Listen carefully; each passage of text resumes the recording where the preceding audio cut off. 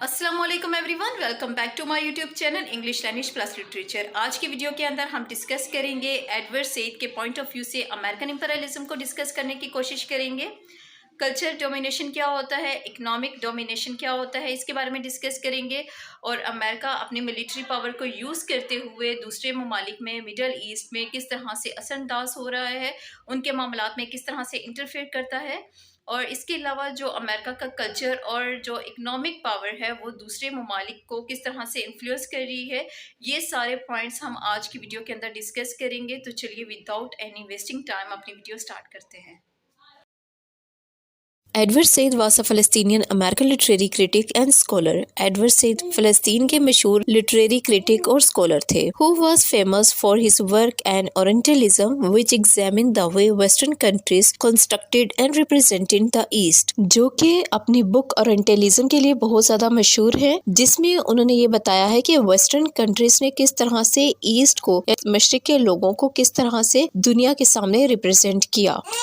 Said was also outspoken critic of American imperialism, which he saw as continuation of Western Orientalist tradition. Said American imperialism के बारे में बहुत खुले तरीके से बोलता है, उसके बारे में क्रिटिसाइज करता है और वो कहते हैं कि एक्चुअली जो अमेरिकन imperialism है वो वेस्टर्न ओरिएंटलिस्ट ट्रेडिशन का ही एक हिस्सा है। एडवर्ड सईद अमेरिकन imperialism के बारे में बहुत खुले तरीके से बोलते हैं, उसके बारे में क्रिटिसाइज करते हैं। उनके नज़दीक जो अमेरिकन imperialism है दरअसल वो वेस्टर्न ओरिएंटलिस्ट का ही एक हिस्सा है। In this essay I will explain Said view on American imperialism, exploring his idea on how American power operates and negative consequences of his power for the rest of the world। और इस ऐसे में हम देखेंगे कि सईद किस तरह से अमेरिकन imperialism के आइडिया को एक्सप्लोर करते हैं और इसके अलावा हम ये भी देखेंगे कि अमेरिका जो अपनी पावर है वो दूसरे ममालिक में किस तरह से यूज करता है और अमेरिका के इसी पावर के यूज करने की वजह से दुनिया के दूसरे ममालिक में क्या नेगेटिव असरात मरतब हो रहे हैं। Saeed argued that American imperialism was continuation of European imperialist project in which Western countries sought to expand their political and economic influence over other part of the world। Saeed कहता है कि अमेरिकन imperialism दरअसल European imperialism का ही एक हिस्सा है और European imperialism क्या है, जिसमें यूरोप के तमाम कंट्रीज यानी वेस्टर्न जितने भी कंट्रीज हैं वो चाहते हैं कि उनके सियासी और इक़्तिसादी इन्फ्लुएंस को दुनिया के तमाम ममालिक पे राइज किया जाए। सईद कहते हैं कि अमेरिकन imperialism दर हकीकत यूरोपियन imperialism का एक हिस्सा है और यूरोपियन imperialism क्या है, जिसमें यूरोप की तमाम कंट्रीज ये कोशिश करते हैं कि वो अपनी सियासी और इक़्तिसादी हालत को, उसके इन्फ्लुएंस को दुनिया के तमाम ममालिक पे राइज करें। He believed that American imperialism was not only territorial expansion but also about cultural domination। Said Edward Said के मुताबिक जब अमेरिकन imperialism की बात की जाती है तो अमेरिका सिर्फ दूसरे ममालिक के इलाके पे ही सिर्फ कब्जा नहीं करना चाहता बल्कि दूसरे ममालिक के कल्चर पे भी गालिब आना चाहता है, यानी ना सिर्फ वो उस इलाके पे बल्कि उनके कल्चर को भी डिस्ट्रॉय करना चाहता है, उस पे भी कब्जा करना चाहता है। Saeed argued that United States use its culture power to spread its value and beliefs around the world। Promoting an American way of life was often at odds with culture tradition of other societies। Saeed कहता है कि America अपने culture power को, अपनी values को, अपने beliefs को दुनिया के दूसरे ममालिक में राइज करना चाहता है और इस तरह से अमेरिका जो उनसे है अपनी जो कल्चर है उसे तो दुनिया के दूसरी सोसाइटी पे राइज करता है, लेकिन जो उन सोसाइटीज़ का अपना कल्चर होता है उनमें और जो अमेरिका अपना कल्चर वहाँ पे लाता है उन दोनों के दरमियान काफ़ी ज़्यादा क्लैश होता है, काफ़ी ज़्यादा तस्दाम होता है। उन ममालिक की सोसाइटीज़ का अपना कल्चर और दूसरा वो कल्चर जो कि अमेरिका अपना लेके आता है, उन दोनों में वाजिया फर्क होता है। According to Said, American imperialism had two main components, economic domination and cultural hegemony। और एडवर्ड सईद कहते हैं कि जब अमेरिकन imperialism की बात की जाए तो अमेरिकन imperialism के दो हिस्से हैं। एक तो ये कि अमेरिका इक़्तिसादी लिहाज से दूसरे ममालिक पे कंट्रोल हासिल करना चाहता है और दूसरा ये कि वो दूसरे ममालिक के कल्चर को डिस्ट्रॉय करना चाहता है, दूसरे ममालिक में अपना कल्चर प्रमोट करना चाहता है। और अब हम इकोनॉमिक लिहाज से देखेंगे कि इकोनॉमिक लिहाज से देखें तो On the economic front, the United States used its military and economic power to control the global economy, ensuring that the other countries were dependent on American investment and trade. This अगर हम इक्तिसादी लिहाज से देखें यानी economic के लिहाज से देखें तो अमेरिका अपनी मिलिट्री को, अपनी फौजी ताकत को यूज़ करता है और अपनी पैसे की पावर को यूज़ करते हुए दूसरे ममालिक की इकोनॉमिक हालत को कंट्रोल करना चाहता है और अमेरिका चाहता है कि दूसरे ममालिक अमेरिका की इन्वेस्टमेंट में, उसकी तजारत पे इन्हिसार करें और इसी के अंडर रहें.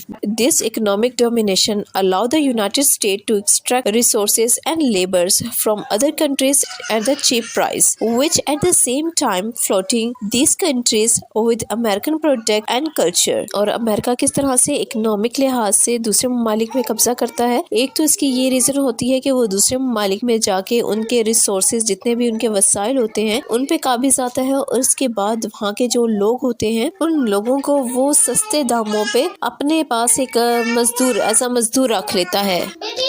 और अमेरिका किस तरह से इक्तिसादी लिहाज से दूसरे ममालिक पे गालिब आता है. एक तो ये कि वो दूसरे ममालिक के वसाइल को अपने कब्जे में करता है और इसके अलावा वहाँ के जो लोग होते हैं उन्हें अपने पास एक सस्ते मजदूर के तौर पे रखता है. यानी उनसे काम तो बहुत ज़्यादा लिया जाता है लेकिन एज अ रिटर्न जब उन्हें पैसे दिए जाते हैं, उजरत दी जाती है, तो वो बहुत कम होती है. और फिर अमेरिका उन्हीं सोर्सेज को यूज़ करते हुए, उन्हीं लेबर्स को यूज़ करते हुए अपनी प्रोडक्ट, अपने नाम से प्रोडक्ट बनाता है और इसके बाद उन्हीं कंट्रीज़ के अंदर महंगे दामों सेल कर दी जाती हैं. यानी जब अमेरिका जब चीज़ें लेता है, रिसोर्सेज यूज़ करता है, दूसरे ममालिक से रिसोर्सेज यूज़ करते हुए सस्ते दामों रिसोर्सेज लेता है, वहाँ के मजदूरों को भी यूज़ करता है और उन्हीं की चीज़ें यूज़ करते हुए वो प्रोडक्ट अपने मुल्क में बनाता है. और जब उन्हीं प्रोडक्ट को बनने के बाद जब सेल करने की बारी आती है तो उन्हीं कंट्रीज के अंदर महंगे दामों बेच दी जाती है. तो इस तरह से क्या होता है कि अमेरिका की जो प्रोडक्ट्स होती हैं अमेरिका के नाम से दूसरे ममालिक में प्रमोट की जाती है और इसके अलावा अमेरिका का जो कल्चर होता है वो भी दूसरे कंट्रीज में प्रमोट होता है.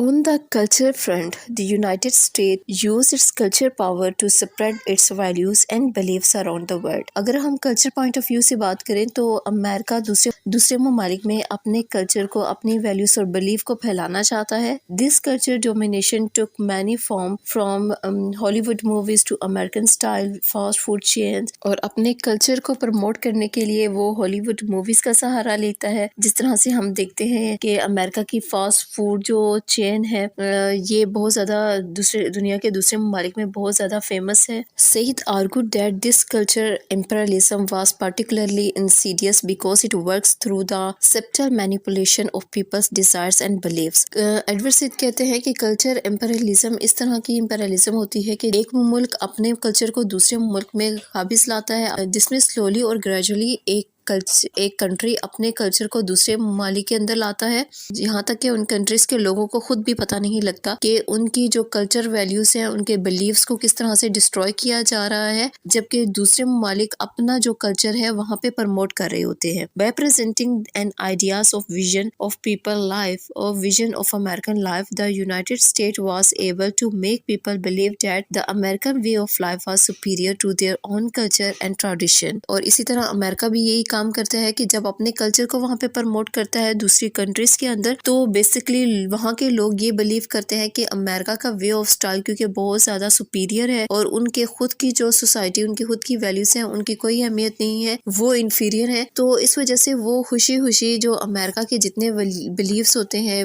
वैल्यूज होती हैं, कल्चर होते हैं, उन्हें अपनाना शुरू कर देते हैं. और इस तरह से एक ना महसूस होने वाले एहसास के जरिए से अमेरिका अपने कल्चर को दूसरे ममालिक में फैलाना शुरू कर देता है. Said believed that American imperialism has negative consequences for the rest of the world. Edward Said का कहना है कि अमेरिकन imperialism के दुनिया के तमाम हिस्सों पे नेगेटिव असरात मुरतब हो रहे हैं. He argued that American power was often used to dictators and oppressive regime that were friendly to American interest. वो कहता है कि अमेरिकन जो पावर है वो डिक्टेटरशिप को प्रमोट करती है और इसके अलावा उन नुकसानदेह अनासिर को प्रमोट करती है जो कि جو کہ امریکہ کے اپنے مفاد کے لیے تو اچھے ہوتے ہیں لیکن دوسرے کنٹریز کے لیے نقصان دہ ہوتے ہیں. This means that United States was often complicit in human rights abuses and political repression in other countries. اس طرح سے امریکہ انسانیت کے بنیادی حقوق کو اور ان کے سیاسی حقوق کو دبانے کی کوشش کرتا ہے. In addition, American economic domination meant that many countries were trapped in a cycle of poverty and dependence, unable to develop their own economic and political system.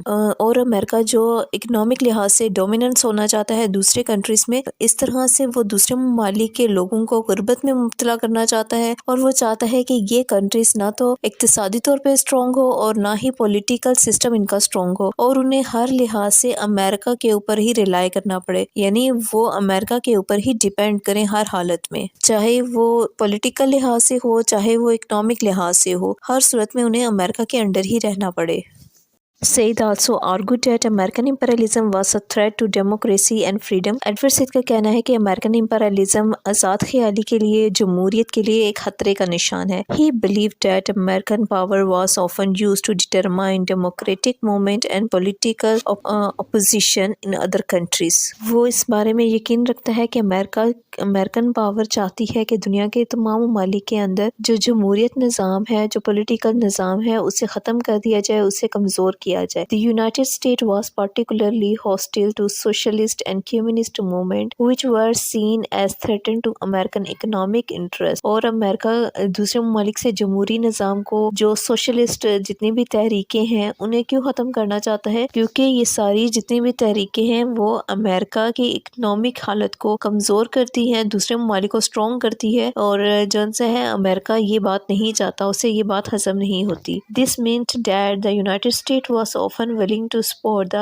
repressive regime that were opposed to democratic change as long as they were friendly to American interests. American imperialism صرف انہی عناصر کو promote کرتی ہے، انہی چیزوں کو promote کرتی ہے جس سے دوسرے ممالک کے میں جمہوریت کا نظام ختم ہو، ان کی جمہوری نظام کی حوصلہ شکنی کی جا سکے. In conclusion, Edward Said was a vocal critic of American imperialism, which he saw as continuation of Western imperialism project. Edward Said American imperialism کے بارے میں کھلے اور واضح طور پہ کرٹیسائز کرتا ہے، اور وہ ویسٹرن امپیریلزم کو امریکن امپیریلزم کا ہی ایک حصہ بتاتا ہے. Said argued that American imperialism was two-pronged assault on the rest of the world involving economic domination and cultural hegemony. Edward Said کہتا ہے کہ امریکن امپیریلزم کے دو میجر حصے ہیں، ایک تو یہ ہے کہ وہ اقتصادی لحاظ سے، اور دوسرا وہ کلچر لحاظ سے دوسرے ممالک پہ قبضہ پانا چاہتا ہے. He believed that American power was often used to prop up dictatorship and repressive regimes, undermining democracy and human rights. وہ یہ بھی یقین رکھتا ہے کہ امریکن امپیریلزم دراصل ڈکٹیٹرشپ کو پروموٹ کرتی ہے، اور اس طرح سے انسانی حقوق کو دبا دیا جاتا ہے، ان کے سیاسی اور اقتصادی جتنے حقوق ہوتے ہیں انہیں پامال کیا جاتا ہے. Ultimately, Said saw American imperialism as a threat of global peace and prosperity and called for a more just and equitable world order that respected the rights and dignity of all people. Edward Said کہتا ہے کہ American imperialism دنیا کے تمام ممالک کی خوشحالی کے لیے، امن کے لیے خطرے کا نشان ہے. وہ یہ کہتا ہے کہ ایک ایسی جگہ قائم کرنی چاہیے، ایک ایسی دنیا قائم کرنی چاہیے جہاں پہ تمام لوگوں کی عزت اور عظمت کا خیال رکھا جائے، ان کے بیسک رائٹس کا خیال رکھا جائے، ان کے کلچر کی حفاظت کی جائے، ان کے اقتصادی، مذہبی اور جمہوری لحاظ سے انہیں تحفظ فراہم کیا جائے.